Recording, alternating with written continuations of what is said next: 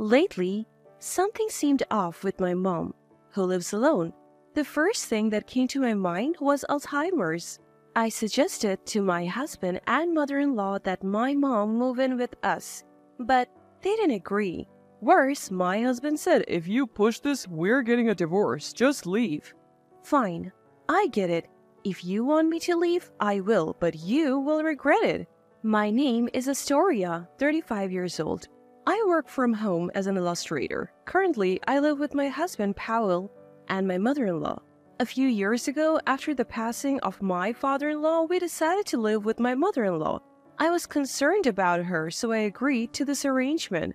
We had just built a new house, so space wasn't an issue. We easily prepared a room for her. However, my husband doesn't earn much. We couldn't afford a house on our own, so my mom helped us financially. My mother-in-law seemed thrilled about the decision, especially since Powell is her only son. After the loss of her husband, she began to smile more and seemed to regain her spirit in a few months. But that peace didn't last long. About 6 months into our living arrangement, she started picking on me. One morning, after eating the breakfast I prepared, she sighed heavily. "Oh, this tastes terrible." "What?" "I've thought this for a while now, Astoria. Why do you serve me such salty food? What's your intention?" I'm sorry. I tasted it before serving." "I don't want to hear excuses. Are you trying to send me to an early grave with all this salt?" "No, I didn't mean to." And when I'd be working in my room, she would barge in without knocking. "Astoria, stop hiding in your room and do some housework." "But I'm working right now." "Work? Sitting at your computer and drawing isn't work. How is that a job?" "This is my job. Yes, I draw, but it's not just for fun." "Don't talk back to me. If you do, I'll tell Powell you're neglecting your duties." "That's not true." But that was just the beginning. She even started asking me for money. "Just $500 will do, Astoria." I can't afford that right now." "Stingy. Aren't you earning money with your computer?" It's so cheeky of her to mention earning only when she wants money. In the end, I gave in and handed her the money. This went on for a while, and with my work suffering, my frustration grew. I couldn't take it anymore and decided to talk to my husband. "Hey, Powell, can we talk?" What? I just got back from work and I'm tired. "I'm sorry, but can we do something about your mom?" What about her? "She interrupts my work daily, complains about the chores, and even asks for money. I can't get any work done and it's really stressing me out." He looked annoyed and responded sarcastically. You know, you don't have to consult me about every little thing. "What?" When mom acts like that, it means you're not doing your job as a wife, right? It's your fault. Besides, she's a housewife. Why can't you just give her some spending money willingly? "Wait a minute, I do all the housework, and why should I be the one giving her money?" Because if you were doing the housework properly, she wouldn't be upset. Understand that? Think of the money as a token of gratitude. It's a fee for her guidance on your poor housekeeping. "It's not..." I was dizzy from my husband's unexpected words. Instead of support, he blamed me. He continued looking down at me. Listen, you're the wife here. You're married into my family. Just listen and do as you're told. "But..." Wyatt, mom has been a housewife longer than you. She knows more. Her word is law. Got it? But... From now on, if you upset mom, I won't forgive you. Just do your job as a wife perfectly. Understand? With a face like a gargoyle, he stormed out of the room. Tears streamed down my face. Why is it always me? Why am I the one being blamed? We started living together thinking it was a good thing, but I never expected it to turn out like this. I deeply regretted agreeing to live with them. One day, I felt like hearing my mom's voice, so I called her. "Mom, it's me, Astoria." "Oh, Astoria. It's been so long since you last called. What have you been up to?" It's only been 2 days since we last spoke." "What are you talking about? You haven't contacted me in 2 months." What?" I had a bad feeling our conversation wasn't making sense. The word Alzheimer's crossed my mind. Worried, I took my mom to the hospital the next day. My fears were confirmed. She was diagnosed with Alzheimer's. Though it was miles, the doctor said it would be difficult for her to live alone. She had me late in life, so she's already well into her 70s. I couldn't believe that my energetic mom had Alzheimer's. That night, I told my husband and mother-in-law about the diagnosis. Mother-in-law, Powell, I need to talk to you about something. They both looked annoyed. What is it? It's probably nothing important. Is it even relevant to us? It's about my mom. Today, she was diagnosed with Alzheimer's. What? Alzheimer's? Your mom? Seriously? Yes, so about what we should do. Before I could finish, they burst into laughter. Poor thing, having Alzheimer's. I don't want to be involved with sick people. Right, how weak must her brain be to get Alzheimer's at her age? Wait, why are you saying such things? Ignoring my confusion, they continued laughing. People who get Alzheimer's are those who don't think much in their daily lives. Yeah, just like you, not thinking much. That's why you'll get Alzheimer's. Stop it. How can you say such cruel things? Why not? It's the truth, right? Yeah, Mom, we're just telling the truth. This is too much. Everything went dark as their cruelty overwhelmed me. You're not thinking of taking care of your mom, are you? Well, I was hoping, if possible, for her to live with us here. What? Are you kidding me? Why should we live with someone with Alzheimer's? She's not just someone with Alzheimer's, she's still in her early stages and can take care of herself. That's not the point. We're not living with her, period. I accepted living with your mother, so why not mine? Suddenly, my husband slammed the table and glared at me. Don't compare a healthy person like my mom to your sick mother, got it? I will never agree to live with her. But if something happens to her, I'll regret it forever. I don't care about your regrets. You married into this family. Just listen to us. No matter how much I tried to persuade them, their stance remained unchanged. So I made another proposal.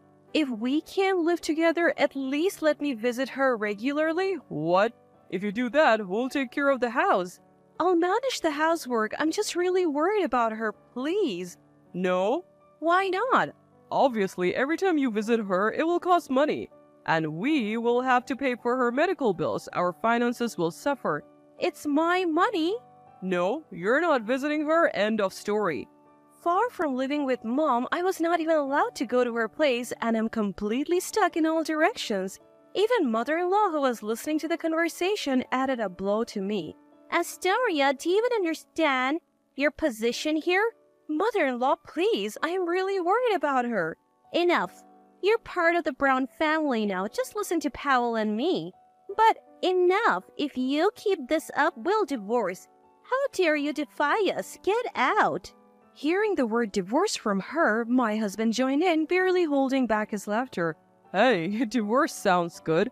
We don't need a wife who prioritizes a sick person over her own family. Are you serious? You call yourself an illustrator, but you barely make anything. You're so arrogant. It's a real job.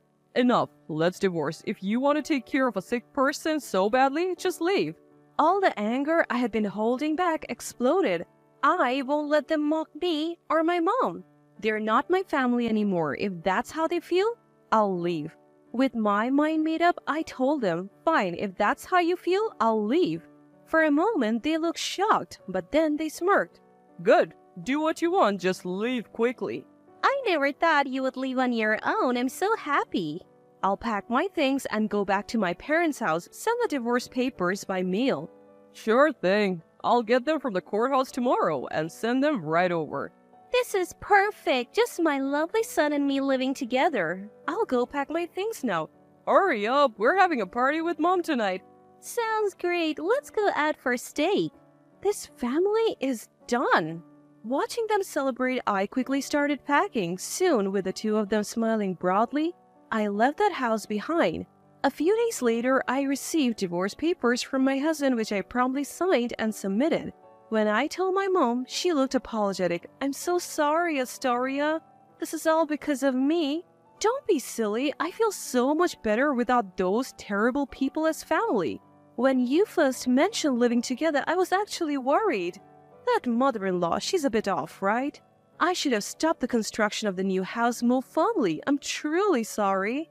Don't apologize. I'm happy now, living here with you. Astoria, thank you so much. So, is that matter all settled? Yes, it's all good. I'm already on it. I showed her the documents and my mom smirked mischievously. That's right. I won't let it end with just a divorce. My revenge is just beginning. 2 weeks later, just as I expected, I received a frantic call from my husband. Hey, what the hell are you thinking? What do you mean? You know what I mean. I got the house sale documents. You sent them, didn't you? Yes, I did. It's all written there. Any problems? Don't play games. Selling our house, I'll never allow it. The first thing I did after divorcing my husband was to sell the house we lived in with his mother. He seemed to have forgotten about the time we built the house and angrily confronted me. Why can't you sell that house? It's ours. Ours? Really? It's our marital property. We're divorced, so we need to split the assets fairly. His absurd claim made me burst into laughter. Are you kidding? Split assets? Don't make me laugh. What's so funny? Do you even realize why we were always short on money? That's because you never earned enough. I have savings. You're wrong. What? I had to give money to your mother almost every day. That's why my savings are almost gone. If we were to split assets, I would just take half of your savings. You're joking, right? It seemed he didn't know that my savings were almost depleted. Still, he persisted. But we have the house, our house. I told you, I'm selling it. You can't decide that on your own. My mom and I live here. If you insist on selling, give me half the sale price. Remember when we bought the house, my mom paid for it in full because we couldn't get a loan? Did she? Yes, at that time I wasn't earning much and you had just changed jobs with a low salary. My mom paid for the whole thing. I recently checked the property deed with her. The house is in her name. Oh, I remember now. I left everything to you. I thought so. But now you understand, right? We don't have the right to decide whether to sell the house. It's up to my mom. And she's on my side, get it? Damn it. Finally realizing his position, my husband pleaded in a tearful voice. Please, wait. What will happen to my mom and me without this house? I don't care. We filed for divorce, so we are strangers now. I owe you nothing.